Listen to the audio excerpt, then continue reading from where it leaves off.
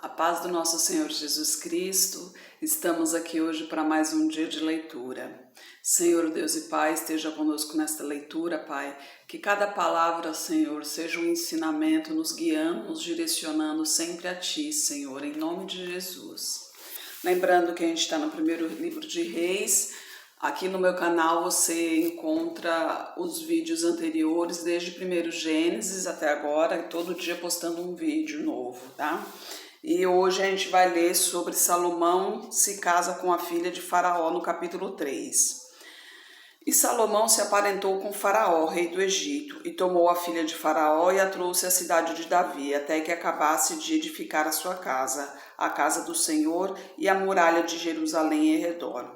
Somente que o povo sacrificava sobre o altar, sobre os altos, porque até aqueles dias ainda não se havia edificado a casa ao nome do Senhor. E Salomão amava ao Senhor, andando nos estatutos de Davi seu pai. Somente nos altos se sacrificava e queimava incenso. E foi o rei a Gibeão para lá sacrificar, porque aquele era o alto maior. 1000 holocaustos sacrificou Salomão naquele altar.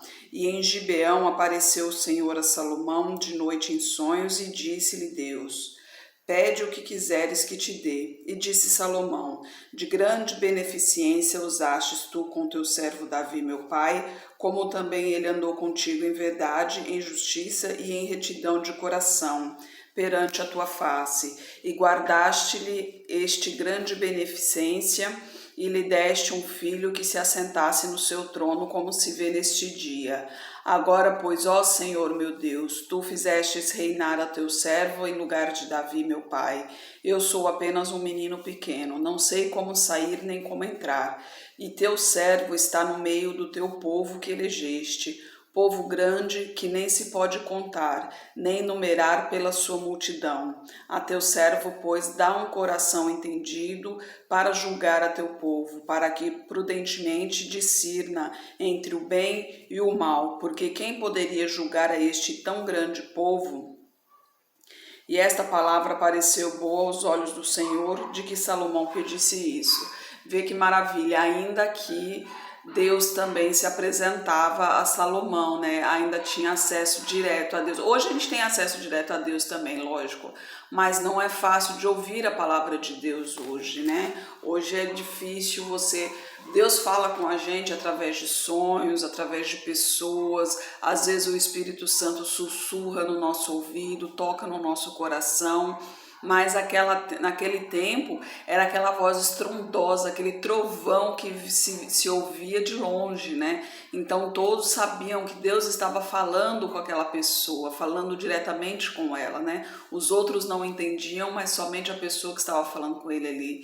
E Salomão foi um cara humilde, né? Afinal de contas, ele reconheceu que ele era um menino, ele não tinha condições de guiar o povo, né? Era uma multidão. E ele foi tão humilde que ele pediu simplesmente para Deus sabedoria, sabendo que sabedoria é o maior presente que Deus pode dar, além da vida, é claro que é o primeiro presente, mas a sabedoria, porque a sabedoria ninguém tira de você, né? Se ele te der riquezas, coisas do tipo, né, essas coisas mundanas, uma hora acaba. Mas a sabedoria não, a sabedoria ninguém pode tirar de você, é o melhor presente, além da vida, que Deus poderia nos dar, né? E Salomão teve esse discernimento, né, de pedir sabedoria a Deus, e obviamente Deus se contentou com esse pedido de Salomão, né? Afinal de contas, Salomão poderia pedir reinar por muitos anos, ter prata e ouro tudo a seu dispor, ter uma multidão lhe servindo, mas ele foi humilde e pediu simplesmente sabedoria, né?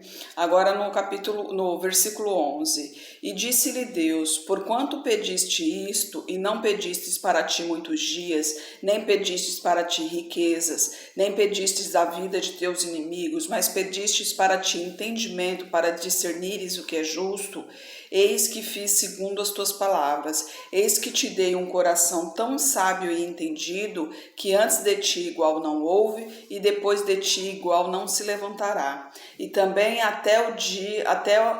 e também até o que não pedistes te dei, assim riquezas como glória, de modo que não haverá um igual entre os reis por todos os teus dias. E se andares nos meus caminhos, guardando os meus estatutos e os meus mandamentos, como mandou Davi teu pai, também prolongarei os teus dias. E acordou Salomão e percebeu que era sonho. Ó, como eu falei, né? Deus falava através de sonho. E aqui ele se revelou a Salomão através de um sonho, né? Continuando o versículo 15. E indo a Jerusalém, pôs-se perante a arca da aliança do Senhor, sacrificou o holocausto, preparou sacrifícios pacíficos e fez um banquete a todos os seus servos. Então vieram 2 mulheres prostitutas ao rei e se puseram perante ele. E disse-lhe uma das mulheres: Ah, senhor meu, eu e esta mulher moramos numa casa. Eu tive um filho morando com ela naquela casa. E sucedeu que ao 3º dia, depois do meu parto, teve um filho também esta mulher. Estávamos juntas, nenhum estranho estava conosco na casa, somente nós 2 naquela casa. E de noite morreu o filho desta mulher, porquanto se deitara sobre ele. E levantou-se à meia-noite, tirou o meu filho do meu lado, enquanto dormia, a tua serva, e o deitou no seu seio. E a seu filho morto deitou no meu seio. E levantando-me eu pela manhã para dar de mamar a meu filho, eis que estava morto. Mas atentando pela manhã para ele, eis que não era meu filho, o que eu havia tido. Então disse a outra mulher: Não, mas o vivo é meu filho, e o teu filho o morto. Porém esta disse: Não, por certo o morto é teu filho, e o meu filho é o vivo. Assim falaram perante o rei. Então disse o Senhor: Esta diz: Este que vive é meu filho, e o teu filho é morto. E a outra diz: Não, por certo o morto é teu filho, e o meu filho é o vivo. Disse mais o rei: Trazei-me uma espada. E trouxeram uma espada diante do rei. E disse o rei: Dividi em 2 partes o menino vivo, e dai a metade uma e a metade a outra. Mas a mulher cujo filho era o vivo falou ao rei, porque suas entranhas se lhe estremeceram por seu filho, e disse: Ah, senhor meu, dai-lhe o menino vivo, e de modo nenhum o mateis. Porém a outra dizia: Nem tu nem meu seja dividido, nem tu nem meu, divide-o. Então respondeu o rei e disse: Dai a este menino, o menino vivo, de maneira nenhuma o mateis, porque esta é a sua mãe. E todo Israel ouviu o juízo que havia dado o rei e respeitou o rei, porque viram que havia nele sabedoria de Deus para fazer justiça. Aqui Salomão, até hoje, ele realmente é considerado o mais sábio de todos, né?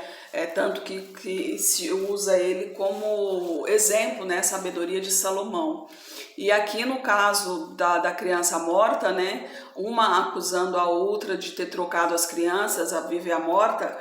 Quando Salomão foi tão sábio que como a gente poderia imaginar dizer uma coisa dessa: parte a criança ao meio e dê a metade para cada uma, né? E Salomão foi tão esperto nesse momento que ele disse, né? Ele falou: não, vai partir a criança ao meio, a verdadeira mãe não vai querer, prefere o filho vivo inteiro com a outra mulher do que a metade com ela mesma, né? E foi o que aconteceu. E ele deu, e assim a mãe verdadeira ficou com o seu filho vivo, né? Administração do reino no capítulo 4. Assim foi Salomão rei sobre todo Israel, e estes eram os príncipes que tinham: Azarias, filho de Zadok, sacerdote; Eliofrefe e Aías, filhos de Sisa, secretários; Josafá, filho de Ailude, chanceler; Benaia, filho de Joiada, sobre o exército; Zadok e Abiatar eram sacerdotes; Azarias, filho de Natã, sobre os provedores; Zabude, filho de Natã, oficial mor, amigo do rei; e Aziar, mordomo; Adonirão, filho de Ábida, filho de Ábida, sobre o tributo. E tinha Salomão 12 provedores sobre todo Israel, que proviam ao rei e à sua casa, e cada um tinha que abastecê-lo por um mês no ano. E estes são seus nomes: Ben-Ur, nas montanhas de Efraim; Ben-Dequer, em Macás; Saalabim, Bet-Semes, Elon e em Bet-Anã; Bet-Ezed, em Arubote. Também este tinha Socó e toda a terra de Éfer, Ben Abinadab, em todo o território de Dor.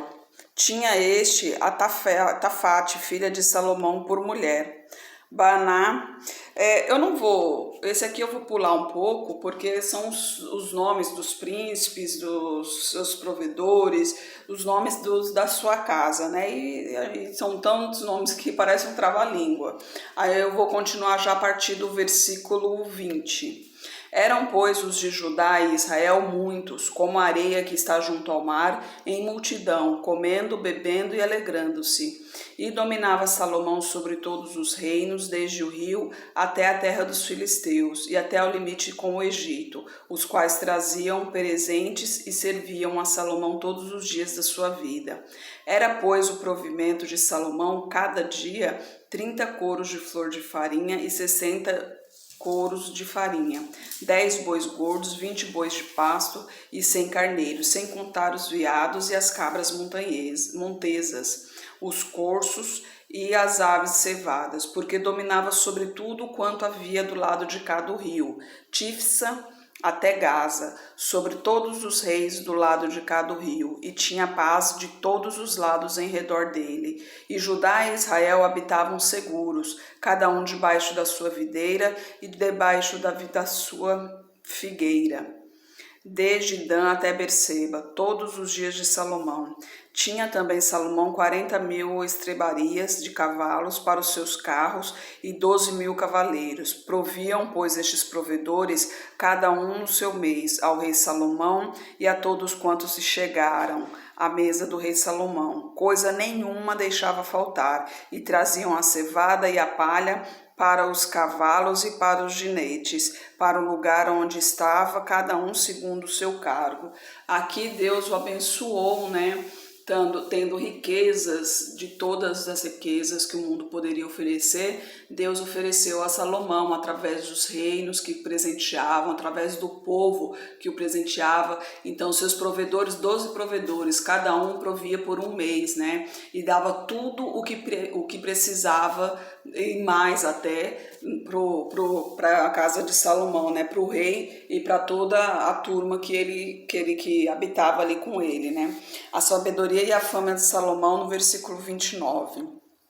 E Deus deu a Salomão sabedoria, muitíssimo entendimento e largueza de coração, como a areia que está na praia do mar. E era a sabedoria de Salomão maior do que a sabedoria de todos os do Oriente e do que toda a sabedoria dos egípcios. E era ele ainda mais sábio do que todos os homens e do que Etan, Esraíta e Emã, Cacol e Darda, filhos de Maol. E correu o seu nome por todas as nações em redor. E disse 3.000 provérbios, e foram os seus cânticos 1.005. Também falou das árvores, desde o cedro que está no Líbano até o isopo que nasce na parede. Também falou dos animais e das aves, dos répteis e dos peixes. E vinham em todos os povos a ouvir a sabedoria de Salomão e de todos os reis da terra que tinham ouvido da sua sabedoria. Salomão pediu humildemente que tivesse sabedoria para lidar com o povo, né? Mas a sabedoria dele foi muito maior do que ele imaginava. Afinal de contas, Deus, quando nos presenteia, o presente é grande, né? O presente é realmente tremendo. E ele concedeu a Salomão uma sabedoria imensa sobre tudo quanto é assunto. Qualquer assunto que se chegava a ele, ele tinha sabedoria para lidar com esse assunto, né? Deus o abençoou dessa maneira. Aí o acordo com Irão, rei de Tiro, no capítulo 5. E enviou Irão, rei de Tiro, os seus servos a Salomão, porque ouvira que ungiram a Salomão rei em lugar de seu pai, porquanto Irão sempre tinha amado a Davi. Então Salomão mandou dizer a Irão: Bem sabes tu que Davi, meu pai, não pôde edificar uma casa ao nome do Senhor, seu Deus, por causa da guerra com que o cercaram, até que o Senhor pôs seus inimigos debaixo das plantas dos seus pés. Porém agora o Senhor meu Deus me tem dado descanso de todos os lados. Adversário não há, nem algum mal encontro. Eis que eu intento edificar uma casa ao nome do Senhor meu Deus, como falou o Senhor Davi, meu pai, dizendo: teu filho, que porei em teu lugar, no teu trono, ele edificará uma casa em meu nome. Lembra, né, que a gente leu que Davi queria edificar uma casa, mas Deus falou que não, porque foi na época que ele mandou matar Urias, né, a mulher de Batseba, que ele atentou, ele forçou Urias, né, a morte de Urias. Afinal de contas, ele intentou para que Urias fosse à frente do exército, né, onde é mais perigoso, e ele não tinha essa experiência para ali, e deixassem ele sozinho. Foi ao comando dele que Urias acabou morrendo, né? Então Deus disse que ele tinha sangue nas mãos, sangue inocente nas mãos, ele não poderia edificar ele não poderia edificar a casa em nome do Senhor. Mas ele prometeu que Salomão, que seria o próximo rei, né, filho dele, filho de Davi, que ele edificaria. Então aqui Salomão resolveu edificar. No versículo 6, dá ordem, pois agora que do Líbano me cortem cedros, e os meus servos estarão com os teus servos, e eu te darei o salário dos teus servos, conforme a tudo o que disseres, porque bem sabes tu que entre nós ninguém há que saiba cortar a madeira como os sidônios. E aconteceu que, ouvindo Hirão as palavras de Salomão, muito se alegrou e disse: bendito seja hoje o Senhor, que deu a Davi um filho sábio sobre este tão grande povo.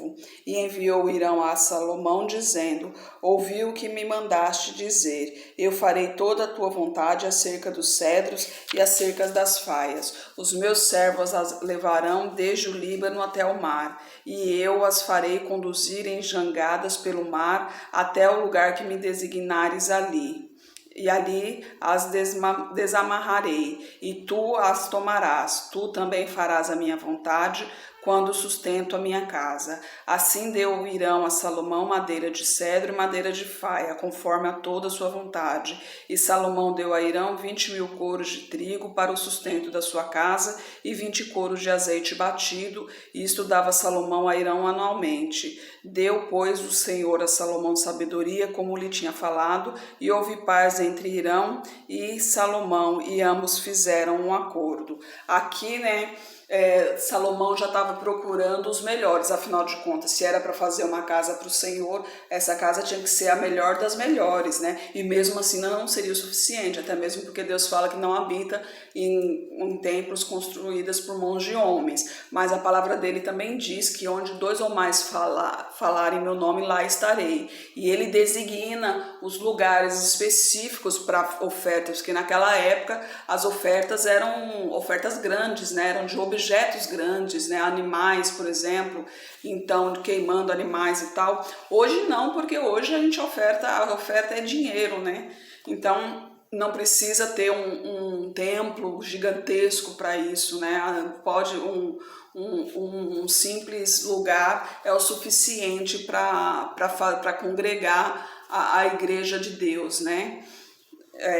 E aí aqui os preparativos para construir o templo no versículo 13. E o rei Salomão fez subir uma leva de gente dentre todo Israel de 30.000 homens, e os enviava ao Líbano, cada mês 10.000 por turno. Um mês estavam no Líbano e 2 meses cada um em sua casa, e Adonirão estava sobre a leva de gente. Tinha também Salomão 70.000 que levavam as cargas e 80.000 que trabalhavam pedras nas montanhas.